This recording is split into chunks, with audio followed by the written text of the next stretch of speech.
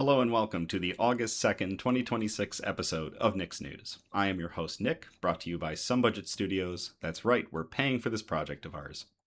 We're live every Sunday, and I thank you all so much for tuning in or catching the replay on the Nick's News YouTube channel. This is a program dedicated to bringing good news to counter all of the bad news that we are bombarded with on a daily basis, with the hope of bringing a little bit of joy back to the world. Several of our articles are pulled from sites like Industry Tap, Live Science, Positive.news, and GoodGoodGood.co. But we appreciate everything sent in by you, the newsies, the Nick's newsies. So, hello everybody. If I sound like absolute garbage, it's because I was at Gen Con. That's right, I don't usually broadcast it, but I did attend Gen Con this previous week with my brother and ran into several friends and had an absolute wonderful time. But the problem is, in my quest to fight con crud, you never fully win that battle. So I do sound a little trashed right now, but hopefully we'll be able to get through this in one piece.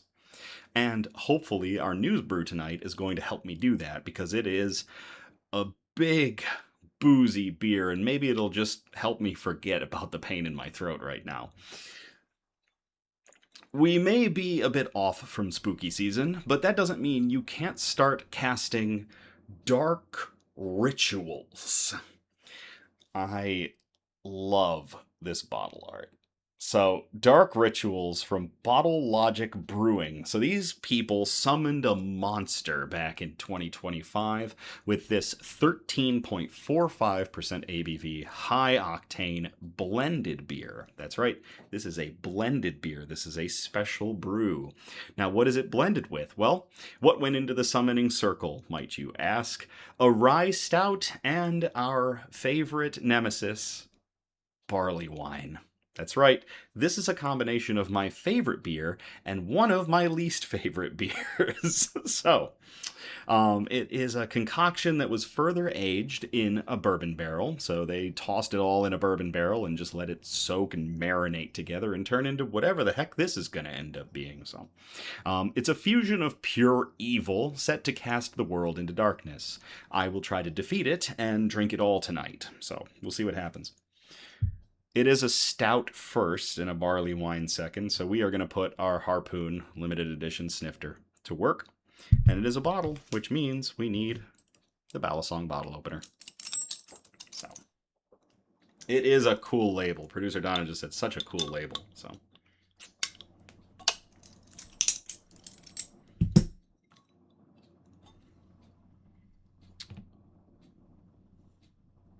it's got a very interesting nose to it, combining like the chocolates of a stout and the kind of the caramel and the acidity of a barley wine. And then there's a lot of bourbon. So let's see what this looks like. We'll get into the theatrics of a 5-minute pour. Not quite the motor oil of some of the stouts that we've chewed through in the past, but it is still a very dark, rich color. I don't think it's all going to fit in this glass. Yep, it's a little bit too much for the glass, so we'll just replenish throughout the episode. But that is a very nice dark beer. I like the color of that one. And really dark brown head on it, too. Interesting. All right. Shoutouts. In the world of voiceover, Anthony can be anyone, be it hero or villain, prince or pauper, shy guy, or the exuberant life of the party. Contact him if you need a character voiceover, a corporate voiceover, including IVR and voice on hold, or commercial voiceover. Anthony says, let's work together so we can give your project the voice that it deserves. And it is Anthony at Speek Geek. Links to Anthony are in the description of our video. Anthony, cheers. Speek Geek, cheers.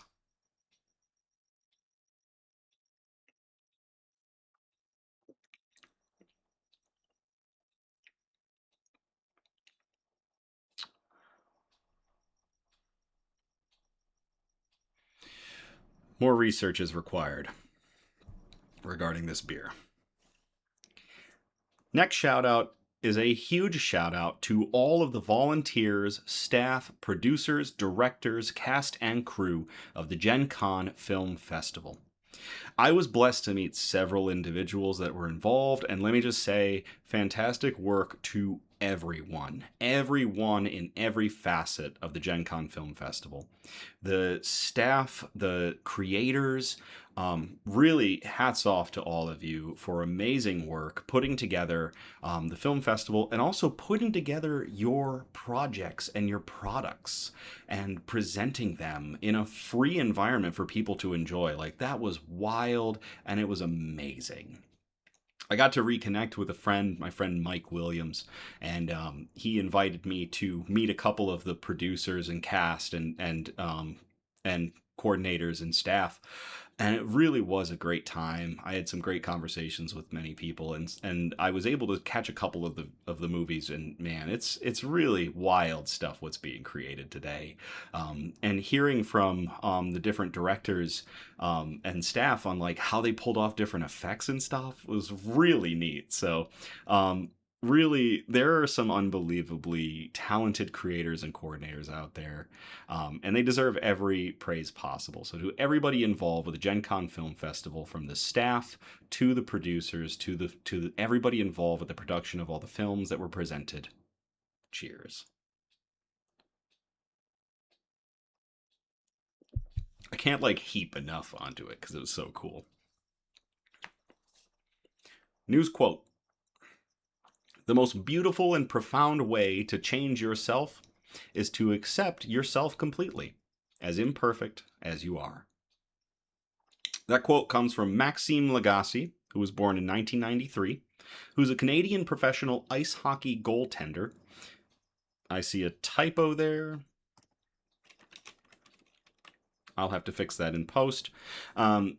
He currently plays for the Graz 99ers in the Ice Hockey League, or the Ice HL. And I really love that quote because something that I personally believe is that there is no sort of perfection. There is the chasing of perfection, and there is we throw the word around, but nothing really is perfect. Everything has its flaws. Every gemstone has its little, something's off, and that's fine. That's actually great because it's those imperfections that really make who we are. And when we embrace those sorts of things, we really get to shine. And, how we are gets to be shown to the rest of the world, especially when we embrace it. And make it a part of yourself, make it a part of you, and let others enjoy that. So the most beautiful and profound way to change yourself is to accept yourself completely, as imperfect as you are. So thank you, Maxime Lagacé. Cheers. Hey, Charlie.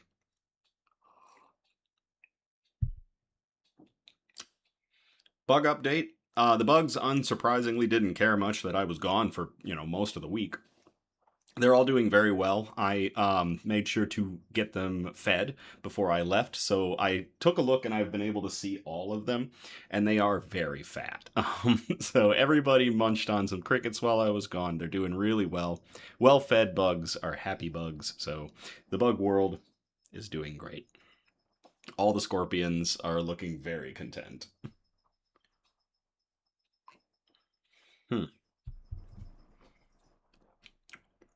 It's a good beer, but it's a weird beer. More data is required. Let me just top myself off here. It's like stout forward, and then it finishes more like a barley wine, which is a fascinating combination. So, but with that out of the way, let's get into our good news. Our good news broadcast is broken up into 4 categories, and those categories are science and technology, health and medicine, flora and fauna, aka plants and animals, and wholesome notes, the really nice ones that we like to end on. So we're going to start off in category 1, science and technology. We've got one article in here, and we called it Carbon Capture Curds. I will copy and paste this into the chat if y'all want to check this out. As usual, you can check out the description of our video for links to all of the articles that we review throughout the episode. And also, if you can do us a huge favor before we get into this article, if you could hit that like button or leave a comment. Any sort of interaction is what drives the algorithms of YouTube, and they're on some sort of tear and it's changing all the time, and I'm still trying to adjust to all of it. But the interaction with the content is apparently what's driving things, and it's not just likes, it's also comments and stuff like that. So any and every bit of interaction with our content, Becky just liked and shared. Thank you very much, Becky. Greatly appreciated. All of that helps to drive Nick's News. We do minimal advertising for our product. We are trying to spread by word of mouth and how cool everyone is to let others know that there's some good news out there. So thank you all again for everything that you do. And now, with that, let's get into the first article. Scientists turn tofu and cheese waste into tiny CO2 catching beads. This was published to Science Daily on June 11th of 2026 by ETH Zurich.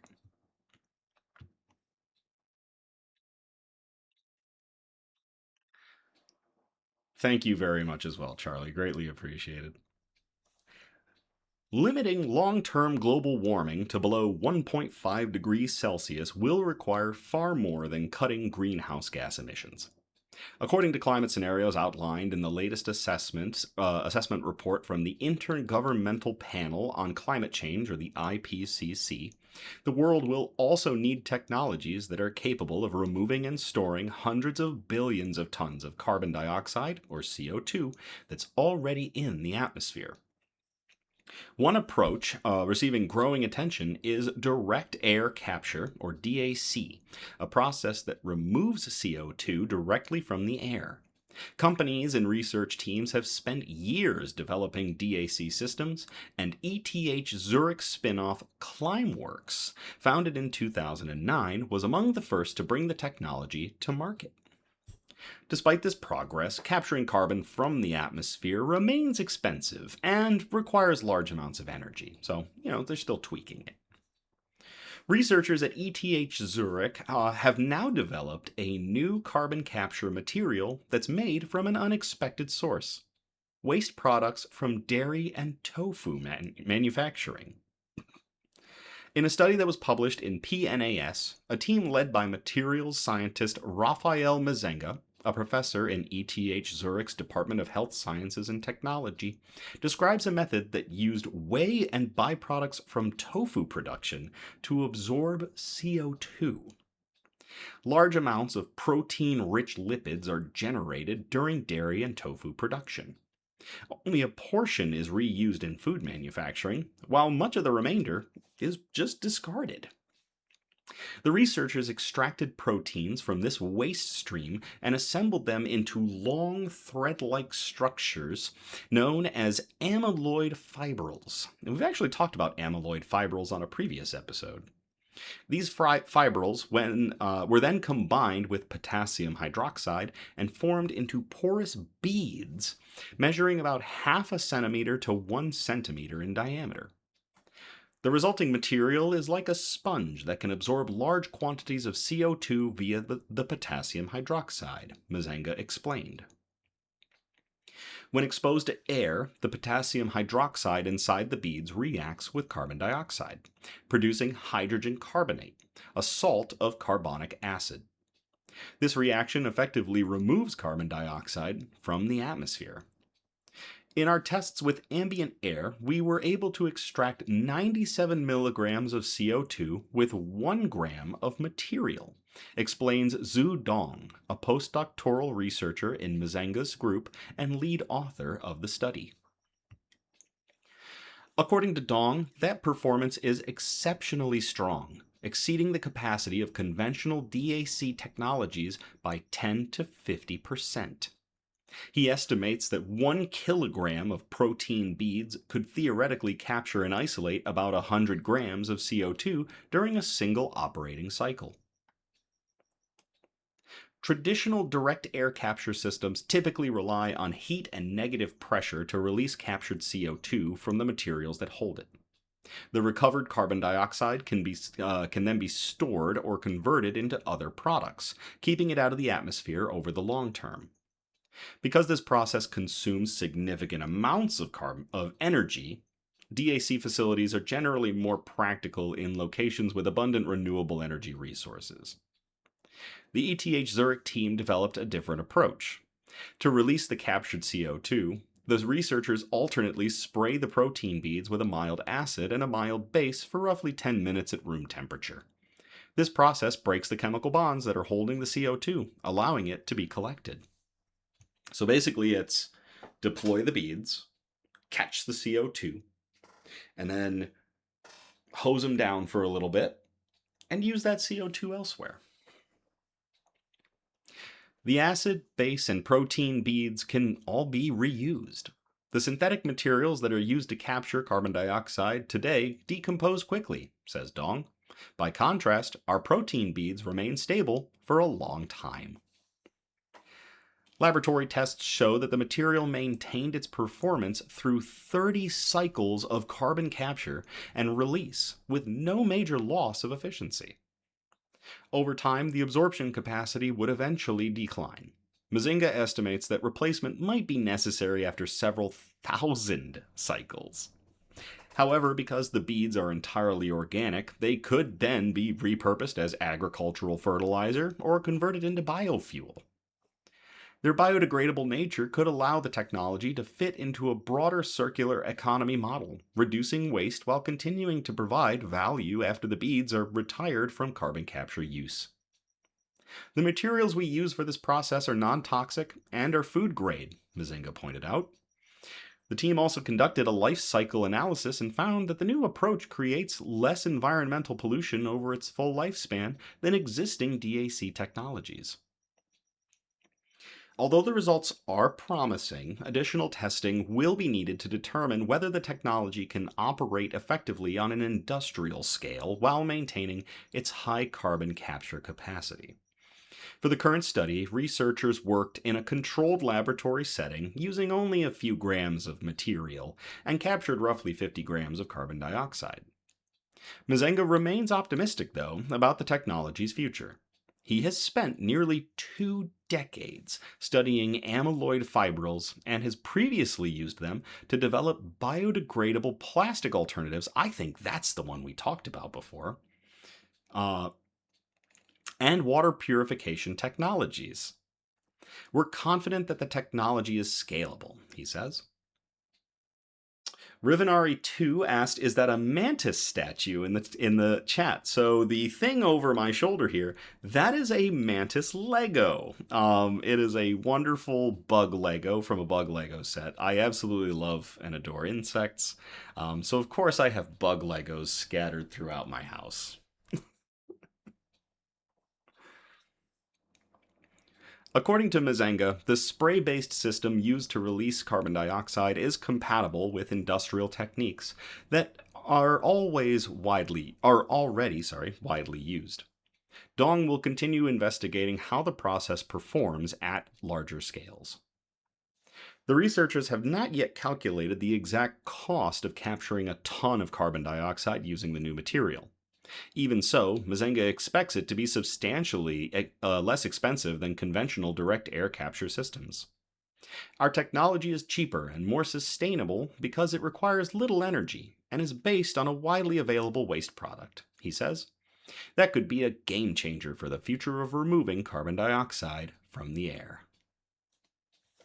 That is really awesome. To everybody at ETH Zurich and Climeworks for taking tofu and cheese waste and turning it into a carbon capture system. Cheers.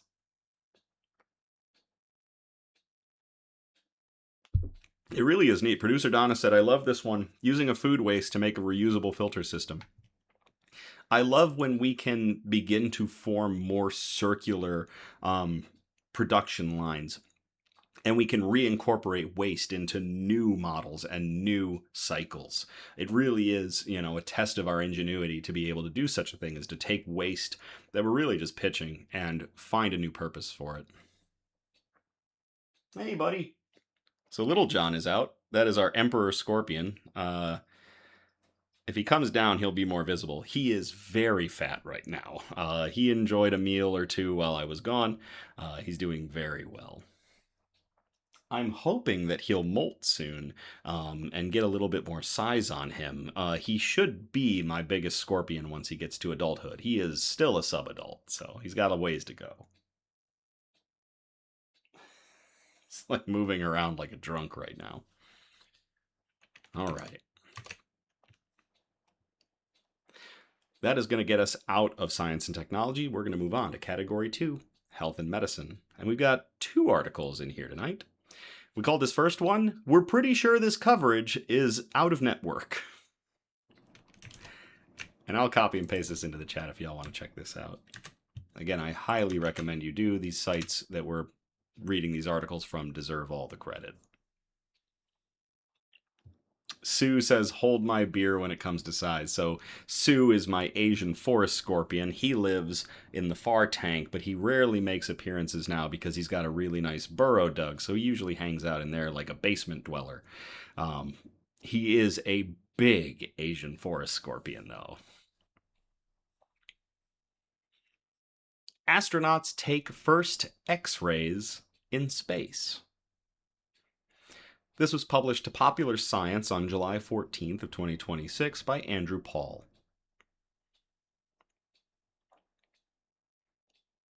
For more than 40 years, ultrasound has remained the sole medical imaging method in space, but not by choice.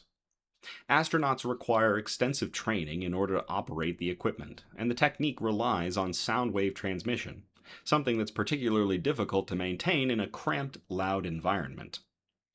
It's been a dream for aerospace medicine to have more than one imaging modality for diagnosing illnesses and injuries in space, explained Mayo Clinic researcher Shayna Gifford. So why haven't crews started packing X-ray devices for their missions? Well, X-ray machines are hefty and generate sizable amounts of radiation, while subjects must remain very still during imaging. And if you are floating around in 0G, you're not exactly going to stay still for that X-ray, are you? Hey, Mike. Because everything in space is constantly moving, the conceit has been that obtaining a diagnostic image in orbit was too technically challenging, added Gifford. These past limitations are finally disappearing. Commercial off-the-shelf X-ray machines, like the ice cooler-sized Min X-ray TR90BH, now allow users to perform scans on subjects far away from traditional facilities. In 2022, Gifford assisted in preparing a crew to successfully generate digital X-rays while experiencing microgravity during a parabolic flight. What is a parabolic flight? Well, have you ever heard of the Vomit Rocket or the Vomit Comet? It's got a couple of different names, but it's basically when you hop into this special aircraft and it goes on up into the high end of the atmosphere and then it drops. And while it is dropping, you experience microgravity, pretty close to weightlessness. If you ever see videos of people in an enclosed tube doing, 0G exercises and stuff like that, usually that is aboard one of those aircraft. So Gifford's team then spent years collaborating with SpaceX to plan another feasibility study. This time, they didn't want to operate an X-ray machine aboard an aircraft that was simulating the conditions in space. They intended to use the equipment during an orbital mission. The process was detailed in a recently published study in the journal Radiology, which there is a link for it in the article, and it focuses on last year's Fram-2 mission. Instead of days of medical training, astronauts spent only 4 hours learning how to use their portable radiography device. Imagine that, you just need a couple hours to figure out how to take an X-ray. They then took pre-flight X-rays of a hand, forearm, chest, abdomen, and pelvis ahead of their SpaceX Falcon 9 rocket launch back on March 31st of 2025. Once they were in orbit, the team calibrated the system before testing their Min X-ray on the same body parts as well as a smartwatch. Once the crew returned, a trio of independent radiologists reviewed the orbital X-ray images based on their positioning, spatial and contrast resolutions, and general scan quality. All things that you probably really need to be really good to make sure you can read an X-ray in space. Although positioning scores were slightly decreased for the central body images, every other scan held up to similar examples that were created on Earth. Meanwhile, the astronauts reported that using the machine was easy despite minimal prior coaching. Acquiring diagnostically useful X-rays in space is something that anyone can do, said Gifford. 3 very talented non-medical people with 4 hours of training in one of the harshest environments did it right and did it well. Looking ahead, researchers hope to conduct further X-ray tests during orbital missions, while continuing to reduce the overall size of the equipment. According to Gifford, the implications go beyond medical emergencies. For sustained human presence in space, X-rays are critical, not just for crew members, but also for other mission components like electronics and spacesuits, she said. The only way to look inside these objects without taking them apart is to X-ray them. Before astronauts install X-ray machines on the moon, there is at least one issue that requires immediate attention. While still useful during the mission, Fram-2 astronauts did report their machine received some relatively minor exterior damage during the takeoff and landing. That is really awesome. To everybody that was part of the Fram-2 mission, to all the astronauts that were involved, and to Mayo Clinic's Shayna Gifford for helping to run this study, producing viable X-ray imaging while in space. Cheers.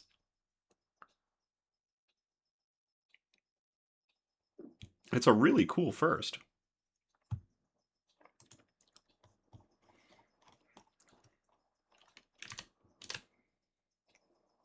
All right, this next one is some real science fiction to reality stuff. So strap yourself in.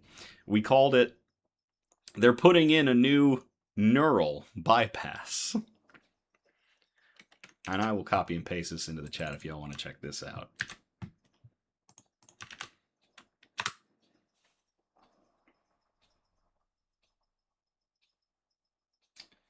There's a cricket chirping, and I'm losing my mind over it. This is one of the problems with owning bugs, is that the things that your bugs eat are usually bugs themselves, and they make noise.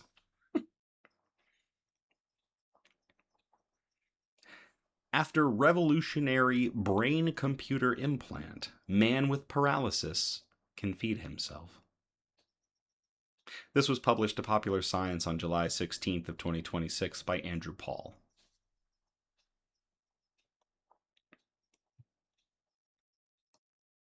In 2023, neurologists at the Feinstein Institutes for Medical Research in New York achieved a medical breakthrough that many experts believed was once impossible. After 15 hours of open brain surgery, a team of specialists successfully completed the first double neural bypass procedure and installed and virtually mapped a brain-computer interface, or a BCI, for a man named Keith Thomas, who was living with quadriplegia. As Thomas slowly regained feeling and strength in his arm and wrist, the monumental advancement made international headlines and was inducted into Time magazine's Best Inventions Hall of Fame. He slowly regained, he's quadriplegic. No use of limbs, and he regained feeling in his arm and wrist. Let that sink in a little bit, because we're living in a world of unbelievable advancement. Hey, Dirty Rogue, better late than never is absolutely correct, and thank you very much for joining us tonight. There was a time that I didn't know if I was even going to live, or if I wanted to, frankly. And now I can feel the touch of someone holding my hand. It's overwhelming, Thomas said 4 months after the initial surgery. Nearly 3 years later, the pioneers between the double neural bypass have offered updates on their findings and Thomas's progress. As they detail in a study published today in the journal Nature Medicine, or as of today being July 16th, the combination of BCI and artificial intelligence technologies continues to provide their patient with lasting, life-changing recovery in their limb.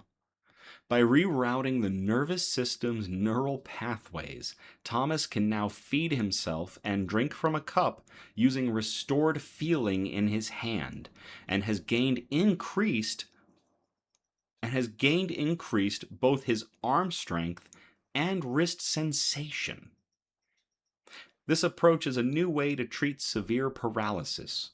We're not just bypassing the injury, we're actually rewiring the nervous system. Chad Boughton, a bioelectronic medical specialist and study co-author, said in a statement, "This is some insane science and health combined." The system relies on 5 microelectrode arrays that were surgically installed into Thomas's brain, which combined with machine learning algorithms, interprets the brain signals denoting movement with nearly 85% accuracy. The soggy bacon wad in your skull is one of the most advanced things on the planet, and we are able to map out its workings to get motor function within 85% accuracy. That is insane. Those neural messages are then translated into electrical stimulation patterns given to the forearm muscles, which move as intended. Meanwhile, sensors inside a 3D printed limb brace that measures measure grasping pressure. This then creates electrical stimulation in the sensory cortex to generate the perception of touch. So I think about moving my arm, I'm going to move my arm, you're feeling you moving your arm. It is a loop, it is a feedback loop of allowing movement and sensation. The results are so effective that Thomas is now able to grab and lift hollow eggshells without breaking them nearly 90% of the time. He can also perform this and similarly calculated tasks while talking, a vast improvement compared to existing BCI systems when handling cognitive burdens. So even while he's doing something else that requires the use of your brain, aka talking, he's able to manipulate his arm. This is absolute insanity. Being able to feel my sister's hand, to pet my dog and feel her fur. These experiences that the injury took away have been restored. But beyond the study sessions, I can now scratch my face, wipe my eyes independently, Thomas said.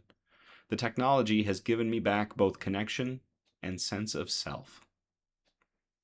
This research holds promise for millions of patients, opening up potential for future research and practical clinical applications that could help hundreds of thousands of people living with paralysis, said Boughton. Moving forward, the team is working to improve their system while expanding clinical trials to include other patients with differing levels of spinal injuries and neurological conditions. Recently, they tested the first interhuman neural bypass, which allowed Thomas to feel sensations from another patient as they touched multiple objects. So now we're going to take it one step further where this other person is going to go touch this thing, and Thomas is going to feel that. We are transmitting the capabilities of the brain. Lordy. When science and medicine come together, we make magic. We're not just bypassing the injury, we're actually rewiring the nervous system, Boughton added. Damn. to everybody involved with this double neural bypass. To Keith Thomas, the first person to ever have this performed on him, and to everybody involved with this team that continues to work on being able to rebuild the nervous system after it has become damaged. Cheers. I don't care who you are. That's some awesome shit right there.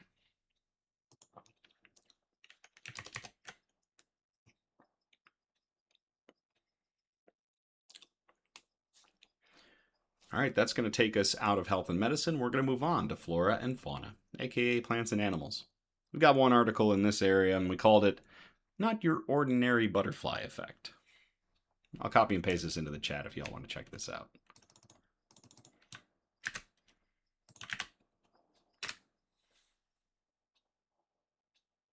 Can't tell if that cricket is in one of the tanks with one of the bugs or if it's in the feeder tank. If it's in the tank with one of the bugs, it's as good as dead, but we'll find out. I'll go hunting later. A second grader wanted to know if his pet caterpillar would remember him. His experiment shocked scientists.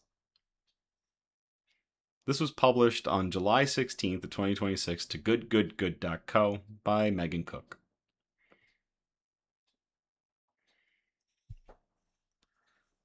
I used to raise butterflies. I absolutely loved it. So let's see how this is together. Let's be in awe of this article together. Joe Nagai of Kobe, Japan began hand-raising swallowtail butterflies when he was just a second grader. But when it came time to release them to the wild, Nagai realized a peculiar pattern of behavior. The butterflies often lingered after release, even flying back to him at times. It made him wonder, did his caterpillars still remember him, even after they had experienced metamorphosis? Now, something to know about metamorphosis. What happens to a caterpillar when it pupates and then becomes a moth or a butterfly? It completely breaks down practically into a soup, and then it reconstitutes itself into its new form. It is an insane process. So for anything to kind of come out of that, producer Donna just said, the goo remembers. Becky said, those are my favorite butterflies. Swallowtails really are awesome, but I saw a ton of them on my drive back from Gen Con today. So it made him wonder, did his caterpillars still remember him, even after they experienced metamorphosis? To find out, Nagai reached out to esteemed Georgetown entomologist Dr. Martha Weiss, who has long studied the behavior and the memory of insects, particularly moths. He had been intrigued by a study she published in 2008 on an adult moth's ability to retain memories even after its body had broken down and rebuilt itself. In a 4-page letter, Nagai introduced himself. Weiss later read the letter aloud on the Signal Hill podcast. To Martha Weiss, she said, "Hello, nice to meet you. My name is Joe Nagai. I'm from Japan. I live in Kobe, Japan. I'm in the 2nd grade at Ibuki Elementary School. When I found your research on the internet, I was so delighted." Annie Rosenthal, who is both a Signal Hill editor and Weiss's daughter, noted the 2 exclamation marks in their interview. 2 bold exclamation marks, Weiss confirmed. In the letter, Nagai asked Weiss about her landmark study on moth memory and asked how he could expand it to his butterflies. At first, Weiss doubted whether an elementary school student could recreate the same experiment that she and her grad student, Doug Blackiston, had established in a secure lab setting over a decade earlier. In her first letter back, Weiss suggested that Nagai run an experiment on something much simpler, like teaching butterflies to learn colors. But Nagai was undeterred. "I really want to prove it's possible that my butterflies can remember what they learned as a caterpillar," he wrote in his next letter. "I don't want to give up now. I really need your help." His determination sparked a multi-year correspondence across continents. With Weiss's assistance, Nagai organized an experiment in his own makeshift lab at home. In his attempt to recreate Weiss's 2008 study, Nagai established a control group of caterpillars and a test group. Swapping out Weiss's original chemical ethyl acetate for a gentler smell, lavender oil, Nagai introduced the caterpillars to the smell while administering very small shocks through a miniature muscle therapy device. When the caterpillars had later transformed into butterflies, 80% of the test group avoided the lavender smell. So, it is a little bit of pain involved, but that is one way to learn, is through a pain. So he's got a bunch of caterpillars, and he introduces the smell of lavender oil, and he just gently shocks the caterpillars with this muscle stimulation device.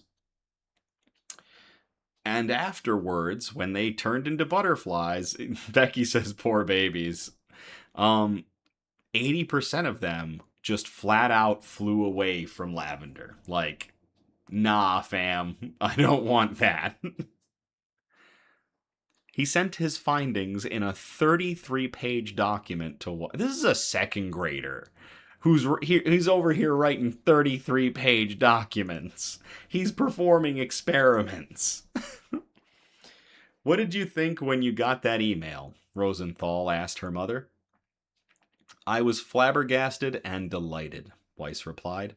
And in this letter, I thought, holy cow, he's a real scientist, and he's figuring out new stuff. In 2022, the same year that he graduated from second grade, Nagai presented his research to scientists at Shinzu University, Tsukuba University, and Saga University. But Nagai didn't stop there. A year later, he told Weiss that he wanted to see if caterpillars could inherit memories. Inspired by a similar study on nematodes, Nagai repeated his earlier experiment and discovered something remarkable. Butterflies didn't just carry memories from their earlier forms. They appeared to pass memories down to their young as well. Soon, Nagai and Weiss will formally present their findings to the Journal of Lepidopterist Society. But first, Nagai is just focused on graduating from the 5th grade. I'm going to be looking out for this article, for this journal, because this sounds crazy. This past year, the 10-year-old finally met Weiss when she brought her family on a trip to Japan. When they met, the professor presented him with a magnifying glass tied with a ribbon, just like the one she often sports around her neck. During their visit to Japan, Rosenthal asked Nagai what he wanted to be when he grew up, expecting him to say entomologist like her mother. He said he wants to be a vet instead. I can fix caterpillars and insects both, Nagai explained. Are there other insect veterinarians now? Rosenthal asked. No, he said. So you might be the first insect vet, she replied. Yes, he exclaimed. That is wild. So there is obviously genetic memory. Now, what is genetic memory? It is the ability for things that do not go through learning activities to be able to perform actions. So if we take another arthropod, for example, let's talk about jumping spiders. Jumping spiders are unbelievably good hunters, but they don't spend any time observing other jumping spiders hunting. They just intrinsically know. So what is that? That is genetic memory. A lot of smaller organisms, like insects, have a lot of genetic memory. It is fascinating to find that butterflies not only have a genetic memory that carries over from their caterpillar stage to their butterfly stage, but then also potentially give that to their next generation. That is crazy. To Joe Nagai of Kobe, Japan, who wants to be an insect vet and ran a study on butterflies that is going to get published in the Journal of Lepidopterists, or Lepidologists, Lepidopterist Society. Cheers. Producer Donna says, I love this kid. This kid is awesome.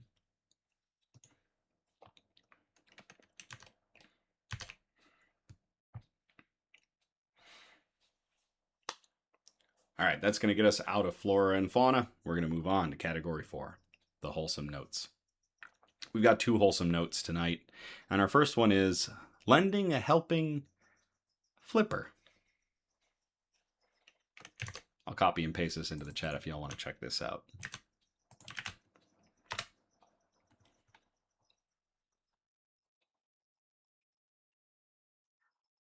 True friendship shown as dolphins guide stranded whale out of... What is that location? I'm having a brain fart.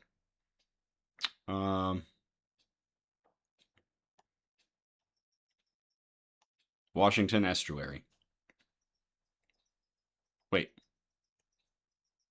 No. What is that one? What is that location?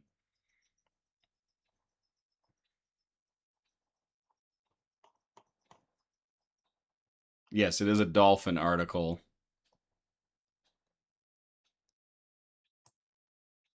What is the location of this? Where is this estuary? I don't know where this one is.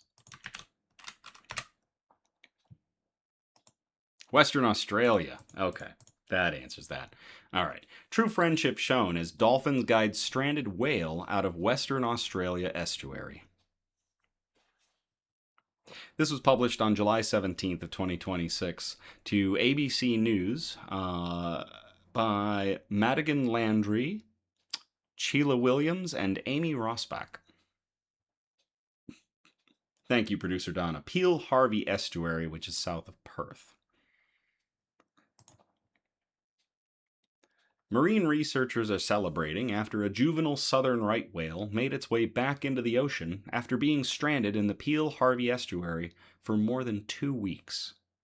The endangered whale measured 10.6 meters long, so that is not a small whale, and about 1.8 meters deep, making it difficult to swim through the estuary's shallow waters.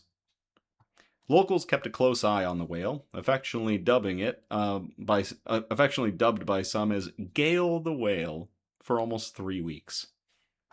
The whale managed to enter deeper waters on Thursday afternoon of that week with the assistance of a helpful pod of dolphins, according to onlookers. When the whale got across the sandbar, it appears a pod of coastal dolphins has turned up and possibly may have led it back out to safety. Geograph Marine Research Director Rodney Peterson said. Oh, that's how they spell geography. Geography Marine Research Director Rodney Peterson. Mr. Peterson said the whale needed a combination of factors for it to successfully make its way out to open ocean. Yesterday, on a high tide with a falling barometer as well, it was able to swim across the sandy section and make its way into the cut. And after a couple of failed attempts, it finally swam free, he said. The gentle giant entered the estuary on June 28th and couldn't find its way back out. Mr. Peterson said there were concerns about how long the animal could have survived in the estuary. It's just not its normal environment, and the longer it was in there, the less chance it would have of getting back to where it needed to be, he said. It is not known what caused the young whale to make its way into the estuary, but Mr. Peterson said there were a number of theories. We'll probably never know, but probably the best thing is that the whales are curious, he said. Being a huge tide, it hadn't recognized that it's a dangerous area for it to be in, and it wandered in there and the tide's gone out. During its time in the estuary, the whale mingled with the local dolphin population, and onlookers believed dolphins helped to guide the animal into deeper waters yesterday afternoon, or that week.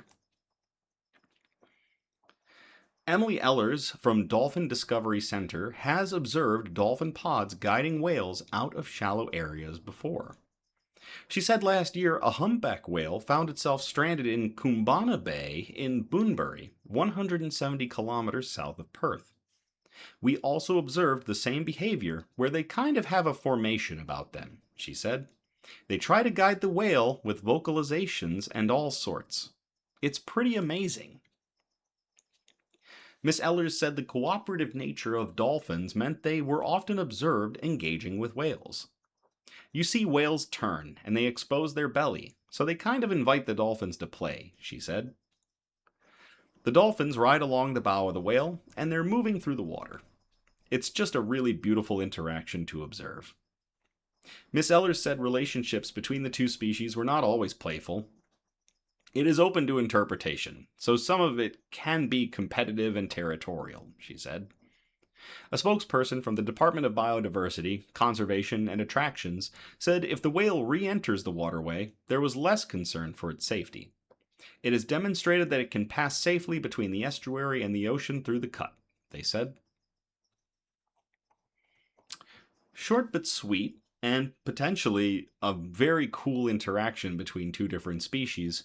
I'm going to cheers to the dolphins that might have been out there helping guide this stranded whale back to the ocean. So I don't say this often, but to the dolphins, cheers.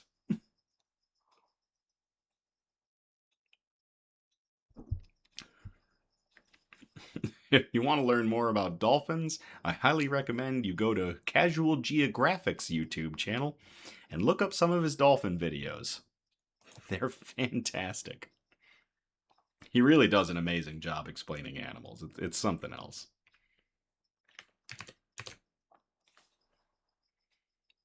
All right. Our last article of the night is a not all heroes wear capes, but some do. And I will copy and paste this into the chat if y'all want to check this out.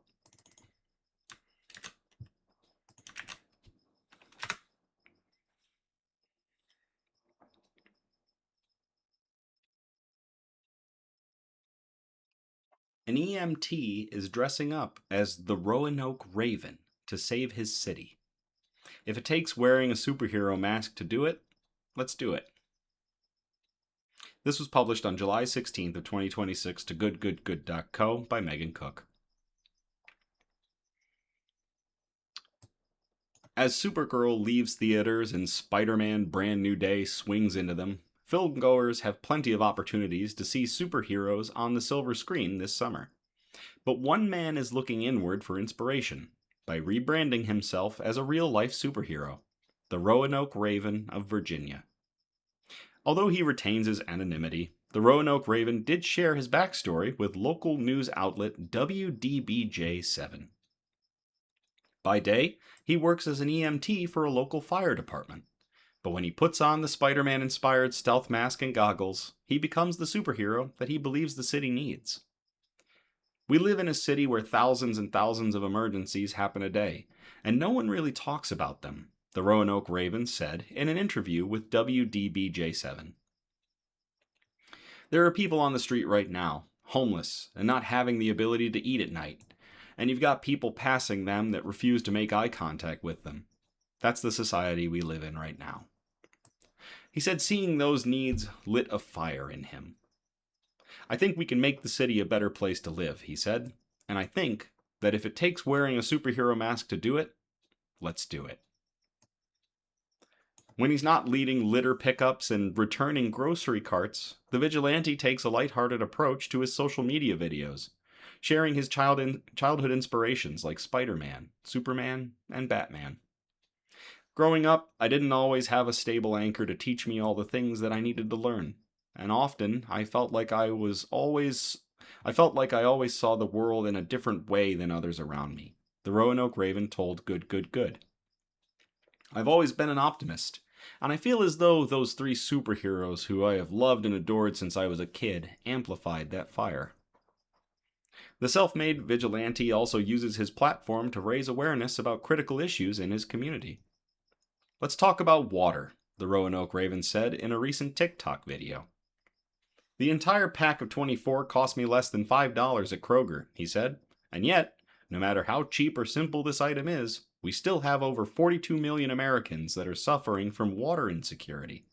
That's not good for anybody, he added. So the Roanoke Raven decided to do something about it. Today, me and one of the citizens from Roanoke that wanted to help me out lent a helping hand, he said. We got together and we gave away over 120 bottles of water to random citizens in the area and donated the rest to the Roanoke Rescue Mission.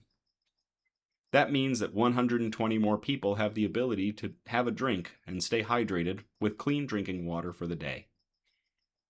But he acknowledged that his mission of the day could only go so far. The problem is, drinking water is temporary. Being hydrated is temporary, he acquiesced. All we did today was put a tiny band-aid on a large problem. So what I'm asking for is for you to help, too. It takes 2 dudes and $20 to get 120 plus bottles of water donations in the Roanoke Rescue. So imagine what we could do if we all worked together. As opposed to the crime-fighting superheroes and bow and arrow-wielding vigilantes made popular by comic books, the Roanoke Raven platforms small, simple acts that help everyday people without a fight sequence. And while he encourages more people to get involved, the spotlight stays on the action, not his identity. Bottles of water are simple, he concluded in his video, and it is in their simplicity that we overlook their impact. Everything helps. Anything helps.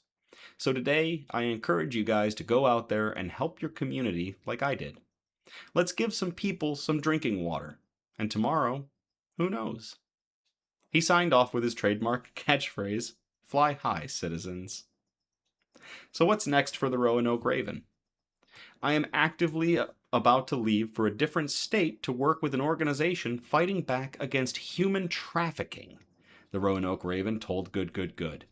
When I get back, I would love to do a meet and greet / food drive for Feeding Southwest Virginia.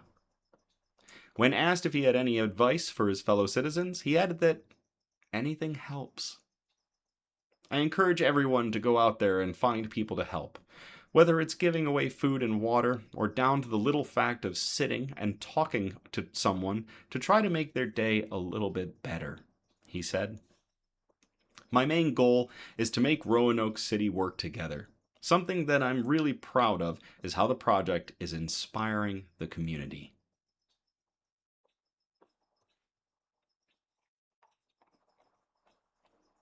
Sometimes heroes do wear capes. To the Roanoke Raven of Virginia, who's just out there not fighting crime like we're going to see all of the heroes on the silver screen doing, but fighting literally everything else and just trying to help and make someone's day better. Cheers, sir. Cheers.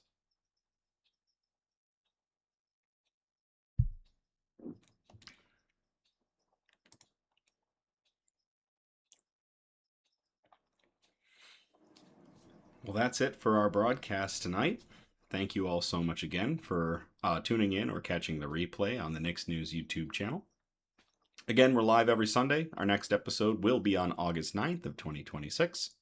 We encourage participation, so by all means, if you feel inclined, you can post suggestions for news brews, shoutouts, news quotes, and especially good news articles that we can present on future episodes. If you send us a bunch, try to space them out across our 4 major categories, which again were science and technology, health and medicine, flora and fauna, aka plants and animals, and wholesome notes that we really like to end on, like dolphins leading whales, or a vigilante who's just out to make someone's day just a little better. You can message us on Facebook or Instagram, or email us at somebudgetstudios@gmail.com. Links are in the description of our video. Feel free to like, subscribe, or comment on our content across all our platforms: Instagram, Facebook, YouTube, and TikTok, where we do our news nibbles. 3 TikToks a week. They're doing great. So it's really crazy that the TikTok algorithm likes us right now. So usually good news is really hard to get out there. So it's really neat that the algorithms are picking that up, especially on TikTok. Please know SEO improvements, we're not interested. It's because of all of you that Nix News continues to grow. Your interaction with us, all of our content across all of our platforms continues to drive Nix News' growth. We saw our numbers bump up again. I'm so happy. I can't thank you all enough as we continue to grow and continue to spread good news and joy and combat all this bad news we're bombarded with. So, as always, thank you again. I love you all. Have a great night, and I will play us out.